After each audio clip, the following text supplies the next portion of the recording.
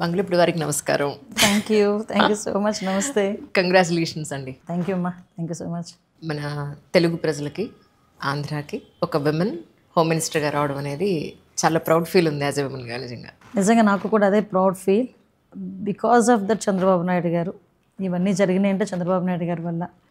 అందుకే నేను ఎప్పుడు అంటుంటాను, చంద్రబాబు నాయుడు గారు నాకు రాజకీయాలకు గాడ్ ఫాదర్ అని. సో ఆయనకి ఎప్పుడు కూడా రుణపడి ఉండాలి. తెలుగుదేశం పార్టీకి, చంద్రబాబు నాయుడు గారికి ఇద్దరికి కూడా రుణపడి ఉండాలి. అట్ ద సేమ్ టైం నా పాయకరపేట ప్రజలకి ఎలాగో రుణపడి ఉంటాం. ఫస్ట్ మీరు గవర్నమెంట్ టీచర్ అని విన్నానండి. యా, ఆమె టీచర్. టీచర్ నుంచి ఈరోజు హోమ్ మినిస్టర్ వరకు సచ్ ఎ గ్రేట్ జర్నీ కదా నిజంగా. అంటే great journey in a short span అనమాట. అంటే ఒక 10 years టైంలోనే నాకు 2013 వరకు కూడా ఆమె టీచర్. 2014 ఎమ్మెల్యే అయ్యాను. తర్వాత 19 కంటెస్ట్ చేశాను. తర్వాత ఉమెన్ ప్రెసిడెంట్, పాలిట్ బ్యూరో మెంబర్. ఇంకా 13 నుంచి నాకు కంటిన్యూ నా పొలిటికల్ జర్నీ స్టార్ట్ అయింది. ఒక 10 years అయిన తర్వాత చెప్పాను కదా ఇందాక, నా గాడ్ ఫాదర్ దయ వల్ల హోమ్ మినిస్టర్ ఉన్నాను. కానీ హానెస్ట్గా చెప్పండి, ఒక టీచర్గా మీ మనసుకు సంతృప్తి ఇచ్చిందా?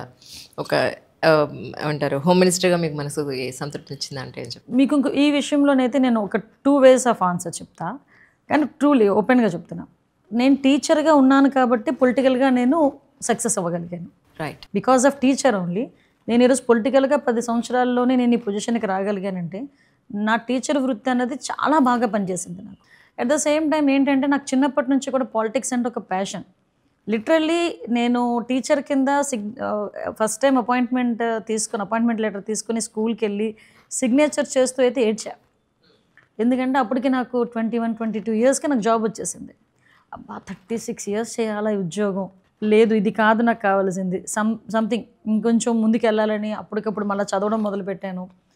పీజీలు అంటే తొందరగా ప్రమోషన్స్ మీదనే బయటికి రావాలి, లేకపోతే నేను ఏదో ఒక సివిల్స్ ప్రిపేర్ అవ్వాలి, లేకపోతే పాలిటిక్స్. ఎస్, నేను ఫస్ట్ టైం కనుక పాలిటిక్స్లో నేను ఏదైనా ఇబ్బంది పడి ఉంటే 2014 టైంలో మా నాన్నగారికి మాట ఇచ్చొచ్చా. నాన్నగారు అయితే ఒప్పుకోలే. గవర్నమెంట్ టీచరు, చక్కని 2 పిల్లలు, ఎందుకు నీకు పాలిటిక్స్ అది ఇది అంటే, లేదు డాడీ ఒక్కసారి నాకు అవకాశం ఇవ్వండి, నాకు ఫస్ట్ నుంచి కూడా మీరు ఎంకరేజ్ చేసేవారు, ఈసారి కూడా నాకు ఒక్కసారి అవకాశం ఇవ్వండి, ఎవరికో రాదు ఇటువంటి అవకాశం, నాకు వచ్చింది అంటే, మరి ఏదైనా తేడా జరిగితే పరిస్థితి ఏంటి, నీకు వెనకాతల పొలిటికల్ బ్యాక్గ్రౌండ్ లేదు, అలాగే నా 1000 కోట్ల ఆస్తులు లేవు, ఏంటి పరిస్థితి అంటే, నా పిల్లల్ని ఒక 6 నెలలు చూసుకోండి, నేను సివిల్స్ ఏదో రకంగా నా బాధ నేను పడొస్తాను, సివిల్స్ కొట్టుకుంటానన్నా. మీరు సివిల్స్ అచీవ్ చేసింటే నిజంగా ఫస్ట్ ఇంటర్వ్యూ నాదే అయ్యి ఉండేది. I have a series from last almost 8-9 years. Okay. అందరు యూపీఎస్సీ సివిల్ సర్వెంట్స్ అందరిది నేను ఇంటర్వ్యూస్ తీసుకుంటాను. ఓన్లేండి, అలా చేయలేకపోయినా ఇలా చేస్తున్నారు. It's good thing. Right. So నాన్నగారితో అలా అన్నారు. తర్వాత ఆటోమేటిక్గా సక్సెస్ అయ్యాను. సో ఈరోజు ఈ పొజిషన్ వరకు రాగలిగాను. నో హెడిల్స్, బట్ బయటకు రాగలిగాను. కానీ నేను గత కొంతకాలంగా చూస్తున్నప్పుడు, అంటే ప్రీవియస్ గవర్నమెంట్ అప్పుడు కానీ ఇప్పుడు కానీ, రాజకీయ నాయకులు లిటరలీ మీడియా ముందుకు వచ్చి కెమెరా ముందు మైక్ పట్టుకుని వాళ్ళు మాట్లాడేది ప్రజలందరూ వింటున్నారు అని తెలిసినా కూడా పదజాలం చాలా దారుణంగా యూజ్ చేసిన సందర్భాలు చాలాసార్లు చూశాను అప్పుడు. బట్ ఇప్పుడు చాలా మీరంతా కూడా వెల్ ఎడ్యుకేటెడ్స్, చాలా ఏమంటారు ఎలిగెంట్గా, ఎక్కడా కూడా భాషాపరంగా ప్రజలందరూ వింటున్నాను చాలా కామన్ డీసెంట్గా మాట్లాడడం అనేది నేను చూస్తాను. ఈ వేరియేషన్ యాక్చువల్లీ అంటే ప్రజల్లో ఎలాంటి ఇంపాక్ట్ తీసుకొచ్చే అవకాశం ఉంది మీ ఉద్దేశ ప్రకారం? లేదండి, మీకు ఇక్కడ ఒక విషయం చెప్పాలి. నేను ఎమ్మెల్యేగా ఉండేటప్పుడు 2014-19 పీరియడ్లో అసెంబ్లీలో మాట్లాడుతున్నప్పుడు ఒక ఎమ్మెల్యే అటు నుంచి చాలా తీవ్రమైన పదజాలను మాకు వస్తుంది. మీరు అబ్జర్వ్ చేస్తుంటే లాస్ట్ టైం నేను అదే అసెంబ్లీలోని ఒక శాసనసభ్యురాలు మాటలు బట్టి నేను కూడా ఇబ్బంది పడిన సందర్భం కూడా మీకు తెలుసు, చాలా బాధపడిన సందర్భం కూడా తెలుసు. అటువంటి సిచ్యువేషన్లోనే నోటుకొచ్చిన చంద్రబాబు నాయుడు గారిని నోటుకొచ్చినట్టు మాట్లాడుతున్నారు, ఏదో పాటు మాట్లాడుతున్నారు. మేమందరం పడుతున్నాం, అండ్ అధికారంలో ఉండి మేము పడుతున్న టైంలో ఒక ఎమ్మెల్యే జస్ట్ ఒక క్రాస్ దాటి ఒక పదం ఉపయోగించారు. నెంబర్ లోపలికి తీసుకెళ్ళి చంద్రబాబు నాయుడు గారు ఎంత గట్టిగా వార్నింగ్ ఇచ్చారో తెలుసా? దట్ ఈస్ ద లీడర్ అండి. ఆ లీడర్షిప్ అలా ఉండాలి. ఆయన వెంటనే మమ్మల్ని పిలిచి మిమ్మల్ని కొన్ని కోట్ల మంది అబ్జర్వ్ చేస్తారు, ఎంతోమందికి అవకాశం రాదు, మీకు వచ్చింది 175 మంది ఎమ్మెల్యేలు అవ్వటం అంటే 5 కోట్ల మంది ఆంధ్రప్రదేశ్ ప్రజలు 175 మంది ఎమ్మెల్యేలు అవ్వటం అన్నది ఎంత పూర్వజన్మ సుకృతం కింద భావించాలి. అటువంటి ఎమ్మెల్యేలు మిమ్మల్ని కొన్ని కోట్ల మంది అబ్జర్వ్ చేసేటప్పుడు మీ భాష, మీ బాడీ లాంగ్వేజ్, మీ మాట తీరు ఎలా ఉండాలి, కనీసం మన నుంచనే విధానం కూడా, మన బాడీ లాంగ్వేజ్ కూడా ఎలా ఉండాలి అది అవతల వాళ్ళకి ఇన్స్పైరింగ్గా ఉండాలి తప్పించి మనల్ని చూస్తే చీ కొట్టుకునేటట్టుగా ఉండకూడదు అని ఆ రోజు చెప్పిన ఆ మాటలు ఈ రోజుకి కూడా మాకు భయం ఉంటుంది, గౌరవం ఉంటుంది.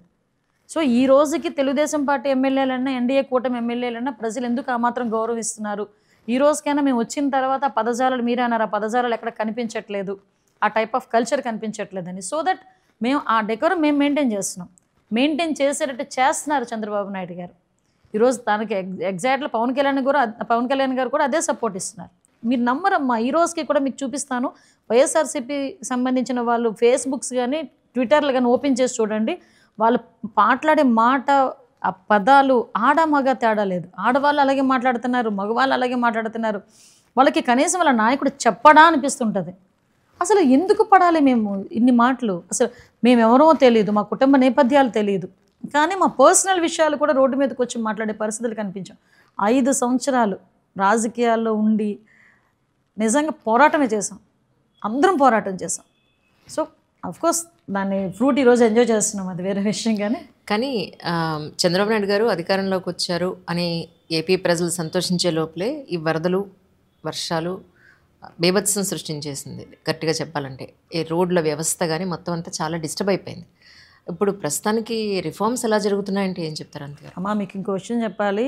చంద్రబాబు ఈ విజయవాడకి వరదలు రావటం అనేది దురదృష్టమే, కానీ చంద్రబాబు నాయుడు గారు ముఖ్యమంత్రిగా ఉన్నప్పుడు రావటం అనేది ఒక అదృష్టం.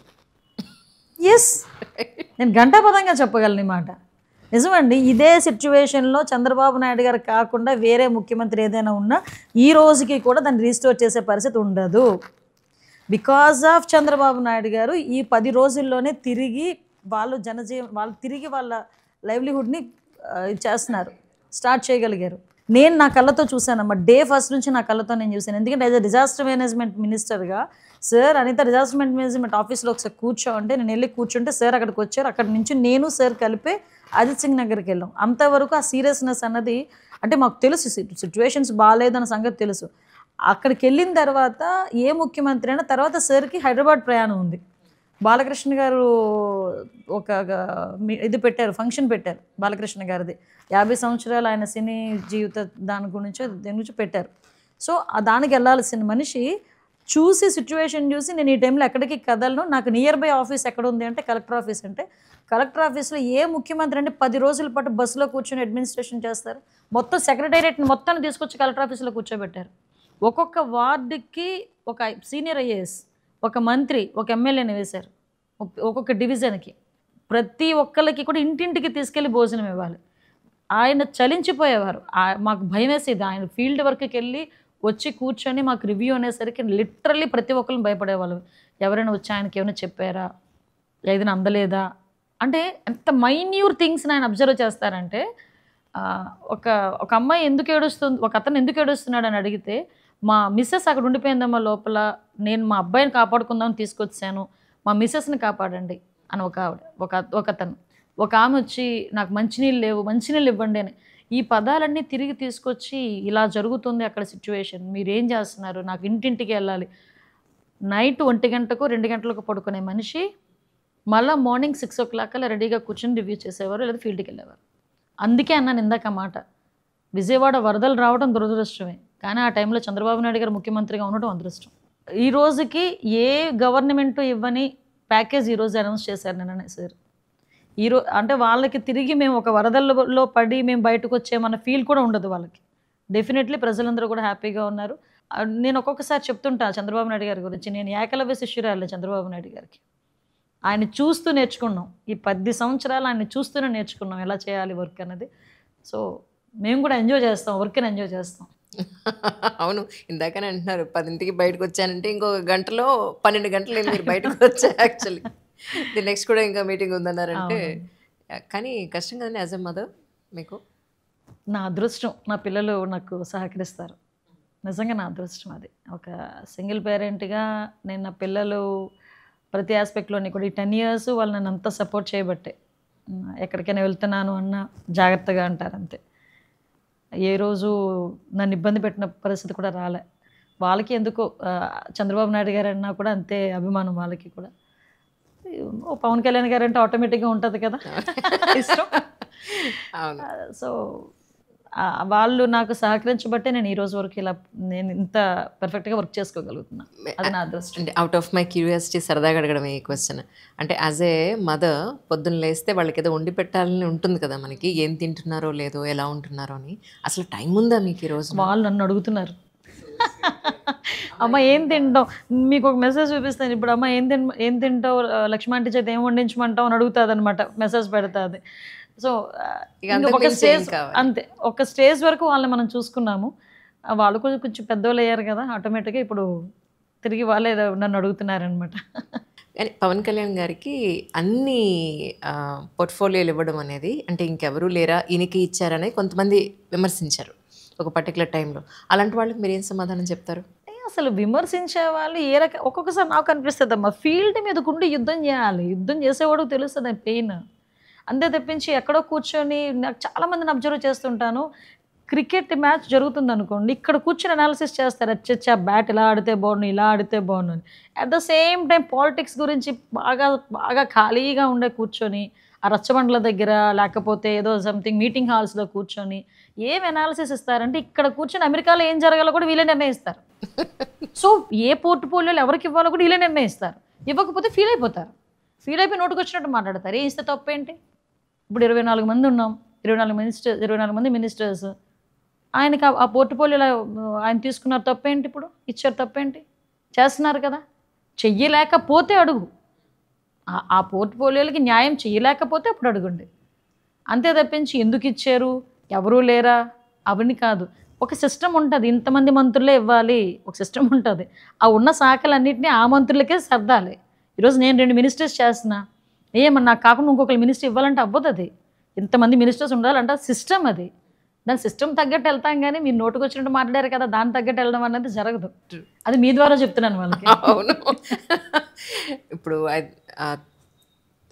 ఆంధ్రాలో తెలుగుదేశం పార్టీ వచ్చి ఐ థింక్ 100 రోజులు కంప్లీట్ అయిన సందర్భంగా ఈ 100 రోజుల్లో జరిగిన డెవలప్మెంట్ ఏంటి, లేదా ప్రజలకు మీరు ఏం చెప్పదలుచుకున్నారంటే ఏం చెప్తారు? యాక్చువల్గా నేను 100 రోజుల్లో చంద్రబాబు నాయుడు గారు ఏం చేయగలిగారు, ఆ 5 సంవత్సరాల్లో జగన్మోహన్ రెడ్డి ఏం చేయలేకపోయాడు డిబేట్ పెట్టాలన్నా కూడా నేను మాట్లాడగలను. ఎందుకంటే ఒక నాయకుడికి ఒక 100 రోజులు ఇస్తే ఇన్ని పనులు చేయగలడా అన్నదైతే క్లియర్గా మనం చెప్పడానికి ఉదాహరణగా ఈ 100 డేస్ని మనం చూసుకోవచ్చు. అసలు యాక్చువల్గా పెన్షన్స్ ఇచ్చేటప్పుడు ఫస్ట్ 5 సిగ్నేచర్స్ చేశారు సార్ బయటకు వచ్చిన వెంటనే. ఆ 5 సిగ్నేచర్స్ కూడా అసలు మేము గవర్నమెంట్లోకి వచ్చి చంద్రబాబు నాయుడు గారు అనే నేను ప్రమాణ స్వీకారం చేసే టైంకి ఖజానా 0. ఆ 0 ఖజానా దగ్గర నుంచి పెన్షన్స్ ఇవ్వాలి, జీతాలు ఇవ్వాలి, సూపర్ 6 ఉంది, ఓ పక్క నుంచి ఉద్యోగాలు తీయాలి, ఇన్ఫ్రాస్ట్రక్చర్ డెవలప్ చేయాలి, అమరావతి కట్టాలి, పోలవరం కట్టాలి, రోడ్లు మొత్తం పాడైపోయినాయి, రోడ్లు వేసుకోవాలి, ఇరిగేషన్ ప్రాజెక్ట్స్ కంప్లీట్ చేసుకోవాలి. అంటే ఇన్ని ఒక్కసారిగా ఉంటే ఆయన మహానుభావుడు, ఆయన కాబట్టి తట్టుకోగలుగుతున్నాడండి బాబు చంద్రబాబు నాయుడు గారు. ఇన్ని సిచ్యువేషన్స్లో కూడా ఆయన అన్న మాట ప్రకారంగా 4,000 రూపాయల పెన్షన్ని ఏకదం ఒకేసారి నేను అందరికి ఇంటింటికి 1వ తారీఖు కల్లా ఇస్తానన్నారు. అలాగే చేశారు. ఎందుకు ఈ మాట స్పెసిఫిక్గా చెప్తున్నానంటే, మార్చ్ ఏప్రిల్ దగ్గరకు వచ్చేసరికి వాలంటీర్ వ్యవస్థని పెన్షన్లు ఇవ్వకూడదు అని ఎలక్షన్ కమిషన్ దగ్గర నుంచి ఆర్డర్ వచ్చింది.